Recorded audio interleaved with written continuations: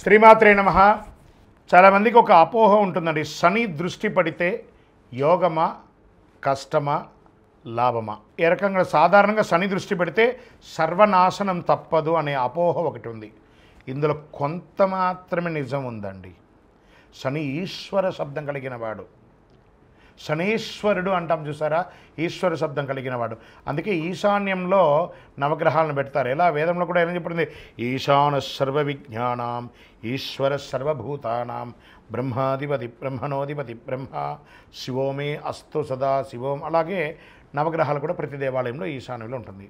కొన్ని మినహాయింపులు కూడా ఉన్నాయి. ఎలా ఉంటే తులా ధనుసు మీన రాసుల నుంచి శని ఏ రాసులను చూసినా ఆ రాసులు ఉత్తమ ఫలితాలను పొందుతారని జ్యోతిష్ శాస్త్రం చెప్తుంది.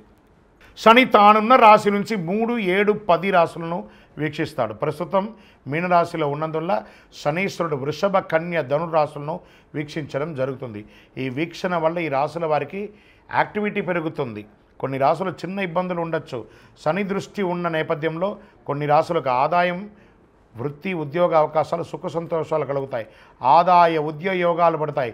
ఈ 3 రాశులతో పాటు తానున్న మీనరాశికి తన సొంత రాశి అయినటువంటి మకర, కుంభరాశులు శని శుభ ఫలితాలను ఇస్తున్నాడు. శని భగవానుడు అష్టమ శనిగా సింహంలో, అర్ధాష్టమ శనిగా ధనుసులో, 7.5 శనిగా మేషరాశిలో, కుంభరాశిలో, మీనరాశిలో ఉన్నారు. వీళ్ళందరూ కూడా పరిహారం చేసుకోండి. పరిహారం అంటే ఖర్చులు పెట్టేసుకొని చేసేసుకోవడం కాదు. చక్కగా దైవారాధన చేసి నవగ్రహాలకి ప్రదక్షిణ చేసి బెల్లం ఉంటుంది చూసారా, ఆ బెల్లాన్ని కాకికి పెట్టండి. గోడ మీద కాకధ్వజాయ విద్మహే ఖడ్గహస్తాయ ధీమహి తన్నః మంద ప్రచోదయాత్.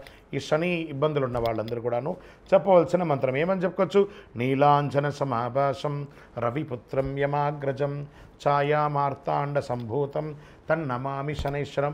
ఇలాంటి మంత్రాలు చెప్పుకొని పరిహారం చేసుకోవచ్చు. మరి శనికి సంబంధించినటువంటి చెట్టు ఏమంటే జమ్మి చెట్టు. ఈ జమ్మి చెట్టు ఎక్కడ ఉంటే ఆ జమ్మి చెట్టుకు పోయి ప్రదక్షిణ చేయండి. ఒకవేళ జమ్మి చెట్టు మీకు అందుబాటులో లేదు, ప్రదక్షిణ చేయలేదు, జమ్మి చెట్టే కరుంగాళి. 90 సంవత్సరాలుగా ఉన్న జమ్మి 140 సంవత్సరాలు కానీ కరుంగాళి అవుతుంది. ఈ కరుంగాళి మాలను ధరించండి, జపం చేయండి. ఈ మంత్రాన్ని జపం చేసుకుంటూ మాల వేసుకోండి. అద్భుతమైనటువంటి ఫలితాలు పొందుతారు. శని దోష నివారణ జరుగుతుంది. ఆరోగ్యం బాగుంటుంది, ఐశ్వర్యంగా ఉంటారు, సంతోషంగా ఉంటారు. శని భగవానుడు మాకు వచ్చారు, మాకు షాడశ జరుగుతుంది, అష్టమ శని జరుగుతుంది, అర్ధాష్టమ జరుగుతుంది అని, కంఠ శని జరుగుతుంది, జన్మ శని జరుగుతుందని అపోహ ఉంటే దాన్ని తీసి పడేసండి. శని భగవానుడు మనల్ని ట్యూన్ చేస్తున్నాడు, జీవితాన్ని నేర్పిస్తున్నాడు. నేర్చుకోండి. ఆ ఒక్క గ్రహం కొంచెం తగ్గినప్పుడు మిగతా గ్రహాలంతా అనుకూలంగా ఉంది కదా, అనుకూలమైనటువంటి గ్రహాలకి కృతజ్ఞత చెప్పండి. చిన్న ఉదాహరణ చెప్తాను. మన చేతిలో ఒక చిన్న గాయం తగిలింది అనుకుందాం.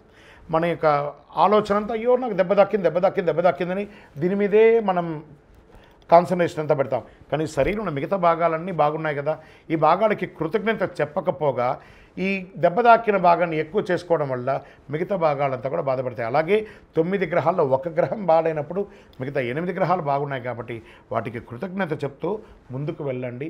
ప్రతిదాన్ని కూడా ఆనందంగా స్వీకరించండి. విజయోస్తు. శని చూసినా కూడా కోటి లాభమే అండి. విజయోస్తు.